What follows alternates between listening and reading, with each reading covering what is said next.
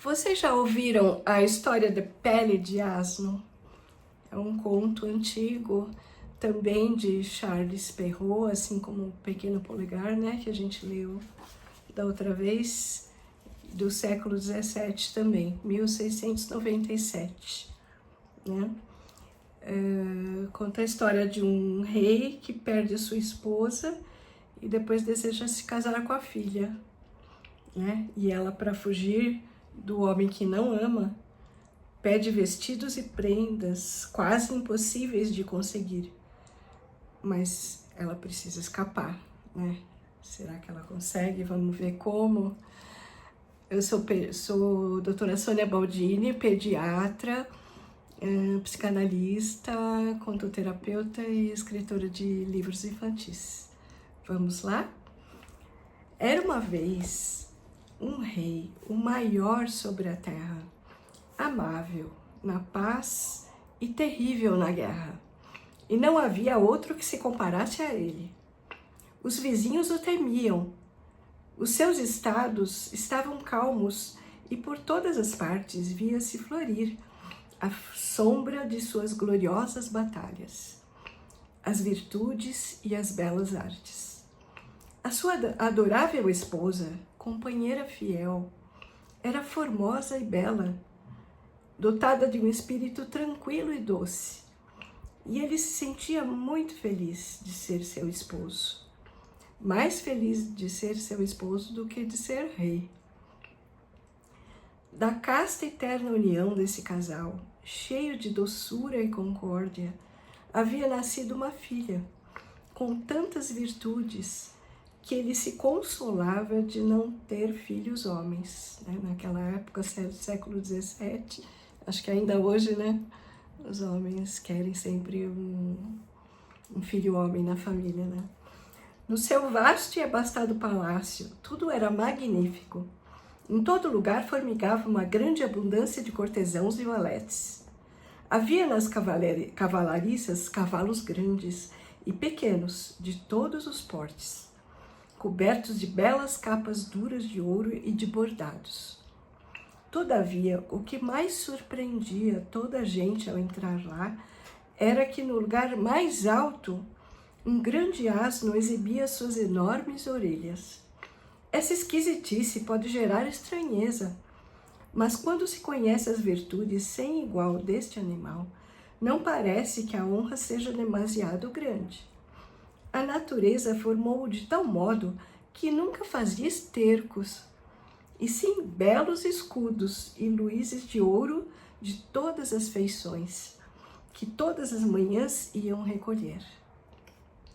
Ora, o céu, que por vezes se cansa de fazer os homens contentes, que sempre junta às suas graças alguma desgraça, tal como a chuva ao dia mais ensolarado, permitiu que a severa doença subitamente atacasse os dias radiosos da rainha. Por todos os lados se buscava socorro, porém nem os médicos mais estudados, nem os charlatães da moda puderam ajudar. Nem todos juntos puderam cessar o incêndio que a febre acendia à medida que aumentava. Chegada a sua hora, a rainha chamou seu esposo e revelou: "Deixe-me fazer um último pedido. Se algum dia vir a ter vontade de se casar novamente, quando eu já não estiver aqui..." "Ah", disse o rei, "esses questionamentos são em vão. Nunca na minha vida eu desejarei tal coisa. Fique tranquila." "Eu acredito", respondeu a rainha. "Seu amor perpétuo é prova disso. Contudo, preciso que prometa que não se casará novamente. Se encontrar uma mulher mais bela, perfeita e sagaz que eu, realize seu matrimônio com ela." A confiança da rainha nos seus charmes fazia-na encarar tal promessa como uma jura, obtida com habilidade, de não casar-se mais. O rei jurou, pois com os olhos marejados, tudo o que a rainha queria. A rainha morreu em seus braços, e jamais o marido ficou tão triste e em prantos. Ao ouvi-lo soluçar noite e dia, julgou-se que seu luto não duraria muito e que ele chorava seu amor póstumo como um homem apressado que desejava liquidar o assunto. Não se enganavam. Ao fim de alguns meses, ele quis começar uma nova escolha, mas a escolha não era fácil. Era preciso ser fiel à promessa que, portanto, a nova noiva deveria ser mais atraente, cheia de qualidades, que acabara de falecer.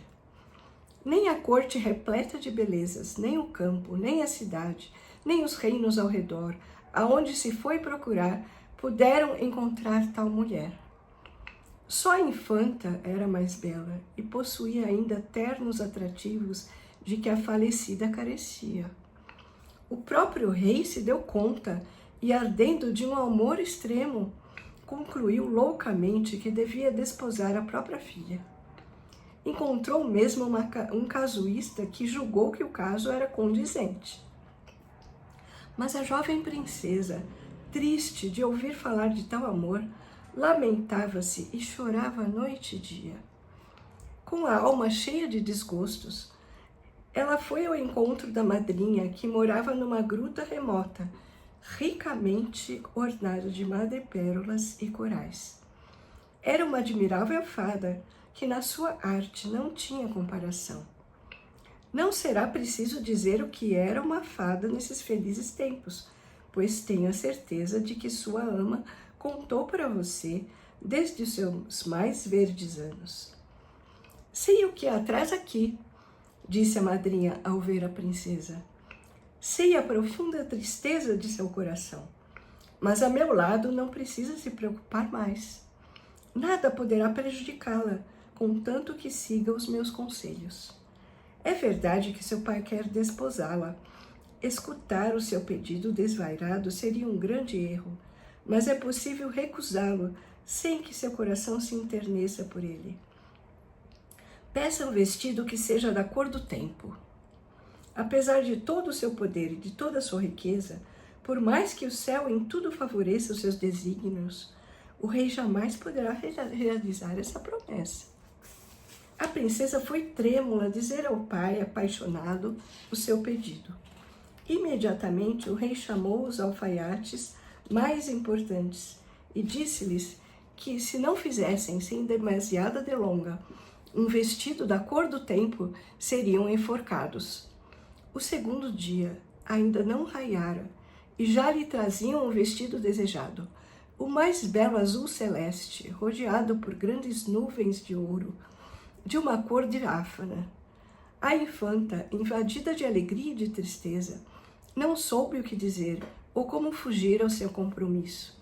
Então a madrinha lhe sussurrou: Princesa, peça-lhe um mais brilhante e menos trivial, que seja da cor da lua, isso ele não lhe dará. Mal a princesa tinha feito o seu pedido, o rei disse ao bordador: que o astro não tenha mais esplendor e que em 4 dias, sem falta, entregue-no para mim. O rico vestido foi feito na data marcada, tal como o rei havia especificado. Nos céus onde a noite desdobra seus véus, a própria lua é menos pomposa que o vestido de prata, mesmo quando em seu máximo brilho, no meio do seu ciclo recorrente, faz empalidecer as estrelas. A princesa, admirando o vestido, estava prestes a consentir. No entanto, inspirada pela madrinha, disse ao rei apaixonado: só ficarei contente quando tiver um vestido ainda mais brilhante, de cor tão viva quanto o sol. O rei, que a amava de um amor arrebatado, mandou vir imediatamente um rico lapidador e encomendou-lhe que fizesse o vestido de um tecido soberbo de ouro e de diamantes, dizendo-lhe que, se não o satisfizesse convenientemente, faria-o morrer no meio dos 1000 tormentos. O rei não teve que se dar ao trabalho, porque o habilidoso artesão trouxe a preciosa obra antes da semana terminar. Esta era tão bela, viva e radiante, que o próprio louro amante de Clímene, quando passeia no arco dos céus no seu carro de ouro, não encadeia os olhos com mais intenso brilho. A princesa, confusa com esses presentes, não sabia mais o que responder ao seu pai e rei. Mas depressa a madrinha tomou pela mão e disse ao seu ouvido: não hesite, afinal todos esses presentes não são assim tão grande maravilha. Veja, o rei tem aquele asno, que você sabe, incessantemente produz escudos de ouro.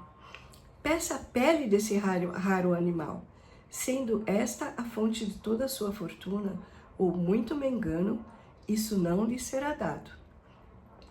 Embora a fada fosse muito sábia, ela ignorava que o amor impetuoso pouco se importa a prata e ao ouro, desde que possa satisfazer-se. Galantemente, a pele lhe foi concedida assim que foi solicitada. A infanta assustou-se terrivelmente quando lhe trouxeram a pele e queixou-se amargamente de sua sorte.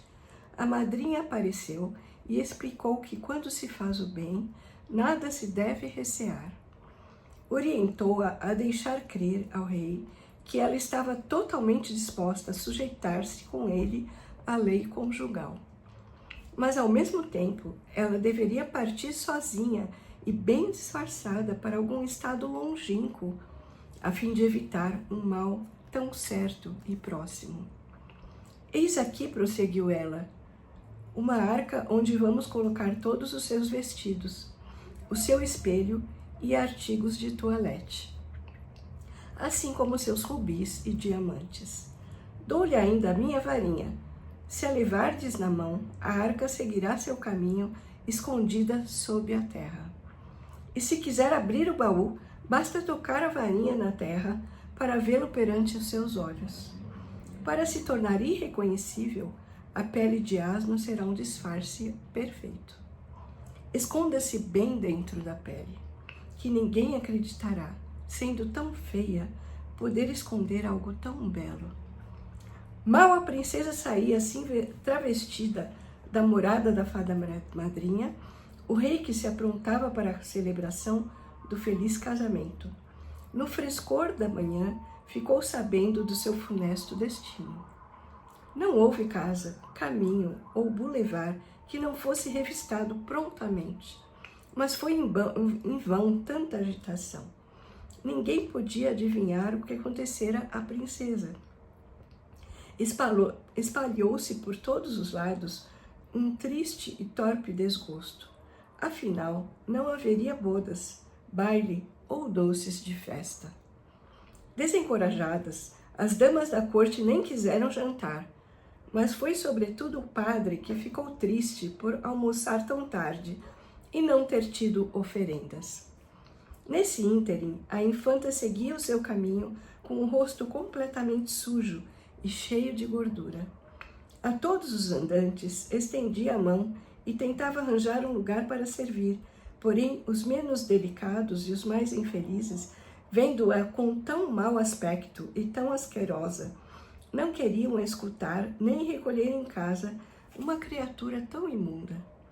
Ela andou bem longe, muito longe, ainda mais longe, e enfim entrecorreu que a moça chegou a uma granja onde se precisava de uma serviçal que lavasse trapos sujos e a pocilga dos porcos.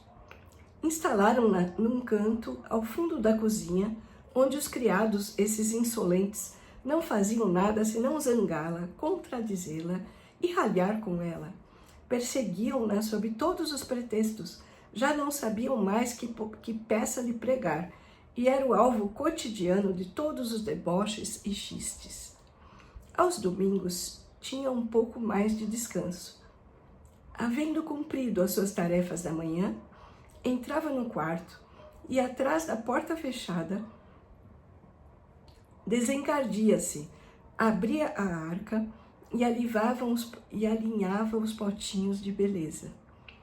Diante de seu grande espelho, contente e satisfeita, punha ora o vestido da lua, ora aquele do sol que brilhava, ora o belo vestido azul, que todo o azul celeste não conseguia igualar. E ficava triste apenas por não poder ver a cauda dos seus belos vestidos derramarem-se sobre o estreitíssimo chão. Gostava de se ver assim, jovem, rubra e branca, 100 vezes mais elegante do que qualquer outra, e tal doce prazer amparava-a e permitia-lhe chegar ao domingo seguinte. Quase me esquecia de dizer que nessa rica granja se fazia a criação de aves para um rei poderoso e magnânimo. Ali havia galinhas da Índia, galinhas d'água, galinhas da Angola, alcatrazes, patos da Guiné e 1000 outros pássaros e bizarras maneiras, quase todos diferentes entre si, que enchiam à vontade 10 quintais inteiros. O filho do rei vinha frequentemente a repousar nesse harmonioso lugar com os senhores da corte, bebendo água gelada quando voltavam da caça. O seu ar era real, a sua expressão marcial e propícia a fazer estremecer os mais orgulhosos batalhões. Pele de Asno viu de bem longe, com ternura, e a ousadia fez com que ela percebesse, sob sua imundície e antrajos, que ainda batia um coração de princesa. Mas que porte majestoso ele tem, ainda que despretensioso. E como é amável, pensou ela. Que bem-aventurada é a jovem a quem o seu coração esteja prometido. Eu estaria mais bem vestida com um vestido sem valor, com o qual ele me tivesse honrado, do que com todos aqueles que tenho.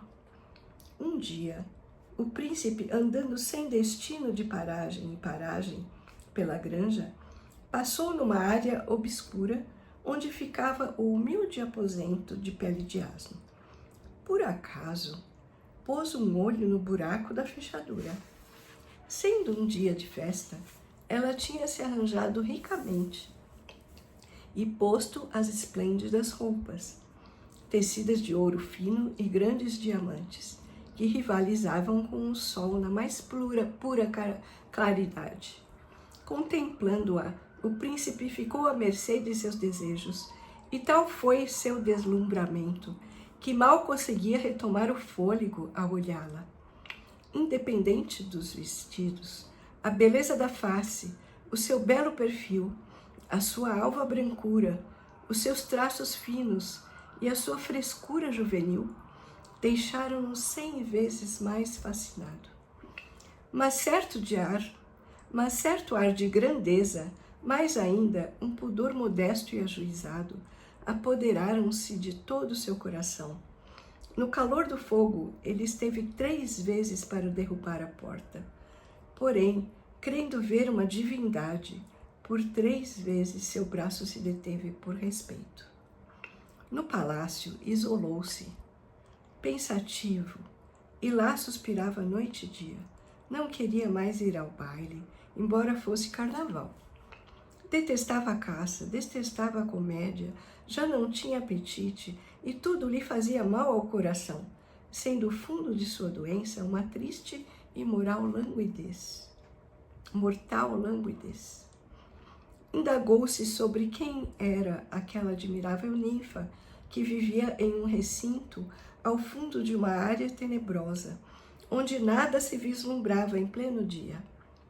É Pele de Asno, disseram-me, que nada tem de ninfa e de bela. Chamam-na assim por causa da pele que traz sobre os ombros. É verdadeiro remédio para o amor, dado ser em suma o animal mais feio que se possa ver a seguir do lobo. Podiam falar, ele não acreditava. Os traços que o amor escreveu estavam ainda presentes na sua memória e não seriam dela apagados. Entretanto, a rainha de quem ele era filho único chorava e se desesperava, enquanto tentava em vão que ele declarasse a causa do seu mal. Ele gemeu, chorou, suspirou e nada disse. Apenas que queria que Pele de Asno lhe fizesse um bolo com as próprias mãos. A mãe não entendia o que o filho queria dizer. Ora, minha senhora, disseram-lhe, essa Pele de Asno é uma topeira, ainda mais feia e repelente que a mais suja servente. Não importa, exclamou a rainha, é preciso satisfazê-lo, e é nisso apenas que devemos pensar. A mãe o amava tanto que lhe teria dado ouro para comer se ele quisesse. Assim, Pele de Asno pegou a farinha, que mandara peneirar de propósito para obter uma massa mais fina, o sal, a manteiga, os ovos frescos, e trancou-se no quarto para fazer bem o seu bolo. Primeiro lavou as mãos, os braços e o rosto. Pôs um suntuoso avental de prata e iniciou os preparos. Dizem que por ter trabalhado às pressas, caiu na massa um de seus anéis de grande valor. Mas aqueles que supostamente conhecem bem essa história asseguram que ela pôs lá de propósito. Francamente, tal eu ousaria crer, estando seguro de que ela se dera conta quando o príncipe havia espiado a sua porta e a olhara pelo buraco da fechadura. Nesse ponto, a mulher é tão esperta e o seu olhar tão certeiro que não se pode observá-la um só momento sem que ela saiba que a vimos. Tenho também a certeza, e poderia jurá-lo, de que ela não teve dúvida nenhuma de que o seu anel seria bem recebido pelo seu jovem amante. Jamais ninguém assou um quitute tão delicioso. O príncipe achou tão bom que por pouco não engoliu também um anel, tal era a sua fome gulosa. Quando viu a esmeralda da joia, assim como o estreito círculo de ouro que marcava a forma do dedo, o seu coração foi acometido por uma alegria incrível, que o guardou instantaneamente na sua cabeceira. Dado seu mal aumentar, os sagazes e experientes médicos, vendo-o emagrecer a cada dia, julgaram pela sua grande ciência que ele estava doente de amor. Como o casamento, por mais que o censurem, é a melhor das curas para tal doença, decidiram casá-lo. Primeiro ele se fez de rogado, mas depois disse: estou de acordo, desde que me deem em casamento a pessoa a quem este anel sirva. Foi grande a surpresa do rei e da rainha perante este pedido peculiar, mas ele estava tão mal que não ousaram dizer não. E assim começou a busca daquela a quem o anel deveria servir, independentemente do sangue ou posição. Não havia quem não quisesse ceder o seu direito a tal. Tendo corrido a notícia de que, para pretender, o príncipe havia de se ter o dedo delgado,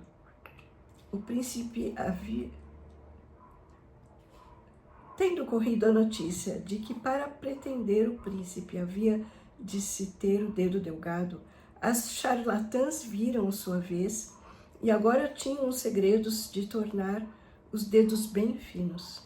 Uma mulher, seguindo um capricho grotesco, raspou o dedo como se fosse uma beterraba. Outra cortou um pedaço e apertou o dedo, crendo assim diminuí-lo. Outra ainda, usando certa poção para pequená-lo, descamou a pele. Enfim, não houve nada a que as damas não recorressem para fazer o dedo se ajustar ao anel. Lembra bastante a história da Cinderela, né? Da gata borralheira. O teste foi com o sapatinho, né? O teste foi inaugurado pelas jovens princesas, as marquesas e as duquesas. Mas os seus dedos, embora delicados, eram muito encorpados e não entravam no anel. Também as condessas, as baronesas e demais pessoas nobres apressaram-se a mão em vão. Em seguida vieram as jovens mais pobres, aquelas muito formosas, cujos belos e pequenos dedos pareciam por vezes ajustarem-se ao anel, mas este, sempre demasiado pequeno ou demasiado redondo, recusava todas com o mesmo desdém. Foi preciso chegar, enfim, às criadas, cozinheiras, servas rústicas e guardadoras de perus. Numa palavra, todo rebotalho, cujas mãos vermelhas e escuras vinham tão cheias de esperança. Apresentaram-se moças cujo dedo, grande e compacto, teria dificilmente passado no anel do príncipe como um cabo através do furo de uma agulha. Finalmente pensou-se ter concluído, já que faltava apenas a pobre Pele de Asno lá no fundo da cozinha. Mas como crer que o céu a destinasse a reinar? O príncipe disse: E por que não? Façam-na vir. Todos desataram a rir, escarnecendo. O que pretende ele trazendo essa mulambenta aqui? Mas quando ela tirou dos ombros a pele, apresentou uma mãozinha que parecia de marfim, levemente tingido de púrpura, e o seu dedinho foi envolto à justa pelo anel. A corte caiu numa surpresa insondável. Levaram-na imediatamente ao rei, mas ela pediu que antes de aparecer perante seu amo e senhor, lhe dessem tempo de pôr outro vestido. Em boa verdade, todos se preparavam para rir desse vestido. Mas quando ela voltou e atravessou as salas com sua roupa suntuosa, cujas ricas belezas nunca haviam sido igualadas, então o seu charme e graça, divinamente ressaltados por seus amáveis cabelos louros, em que se misturavam diamantes e faiscavam a luz dos seus grandes olhos azuis, doces, longos e cheios de orgulhosa majestade que fitavam nunca sem encantar. Sua cintura, tão delgada e fina, poderia ser abraçada por 2 mãos. Por comparação, empalideceram os encantos das damas da corte e dos seus ornamentos. Rodeado pela alegria e barulho de toda a assembleia, o bom rei estava fora de si ao descobrir na sua nora tantos atrativos. A rainha estava entontecida e o príncipe, seu querido amante, com a alma preenchida de 1000 prazeres, sucumbia sob o peso do seu êxtase. Imediatamente, cada um tomou as medidas necessárias ao casamento. O rei convidou todos os reis da vizinhança, os quais, diversamente ornados, com paramentos brilhantes, deixaram os seus estados para estarem presentes nesse grande dia. Alguns chegaram de regiões da Aurora, montados em grandes elefantes. Outros, vindo da costa mourisca, sendo mais feios, assustavam as crianças. Enfim, chegaram de todos os cantos do mundo e exuberaram na corte. Nenhum rei, nenhum potentado apareceu com tanto esplendor como o pai da noiva. Outrora apaixonado por ela, o tempo havia purificado o fogo abrasador que consumira sua alma. Havia já banido qualquer desejo criminoso, e o pouco que restava na sua alma dessa odiosa chama só tornava mais vivo o seu amor paternal. E assim que a viu, falou: "Bendito seja o céu que permite que eu te reveja, minha filha querida", disse ele, chorando de alegria e correndo para beijá-la ternamente. O futuro esposo ficou muito contente em saber que se tornava o genro de um rei tão poderoso. Nesse momento chegou a madrinha, que contou toda a história, e assim acabou de elevar Pele de Asno à glória. Né? Que bom que tudo acabou bem, né? E ela conseguiu fugir desse apaixonamento incestuoso, né? Tá? Até a próxima. Tchau, tchau.